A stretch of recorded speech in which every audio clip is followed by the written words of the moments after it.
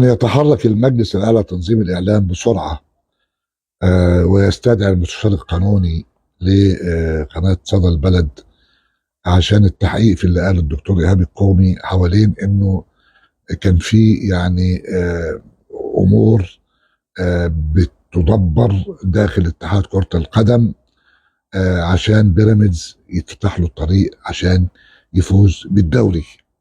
ولما اتسأل دكتور إيهاب قال لك الكلام ده مش في الاتحاد اللي جه من دلوقتي، ده كان في الفترة اللي فاتت وحصلت لخبطة.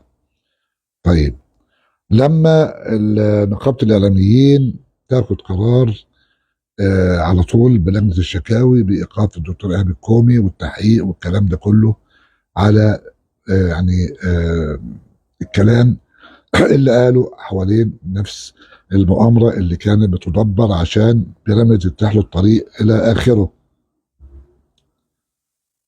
طيب حلو جدا إنه يبقى فيه يعني سرعة في التعامل مع الكلام اللي ممكن يثير جدل في الشارع، سواء كان صح ولا غلط، والتحقيقات بتبين إذا كان الكلام ده يعني من وحي الخيال أو إنه له الحقائق.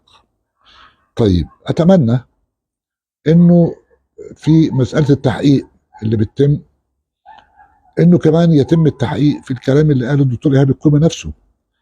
يعني ملف هذا الموضوع لابد أن يفتح والأوراق تيجي كلها والناس تعرف الحقيقة اللي كان بيتكلم عنها الدكتور إيهاب الكومي، انه هذا الكلام ده كان صح ولا الكلام ده غلط، ومين اللي متورط فيه ومين اللي قاله، وايه الاوراق اللي بيقول ان هي يعني عنده ما يثبت هذا الكلام، ومين اللي بيتكلم فيه ومين اللي كان بيجامل ومين اللي كان بيتدخل.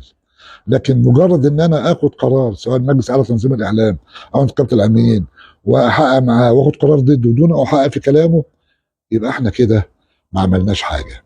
يبقى احنا كده بناخد نص السكه او بنستأصل نص الورم، والورم النص التاني موجود وبالتالي ممكن ينشط مرة أخرى. يرجى أن يتم التحقيق في أي كلام بيخرج على أي مسؤول أو على أي شخص بيخاطب الشارع الإعلامي، يتم التحقيق في كلامه عشان محدش بعد كده يطلع ويقول أي كلام. شكرا لحضراتكم.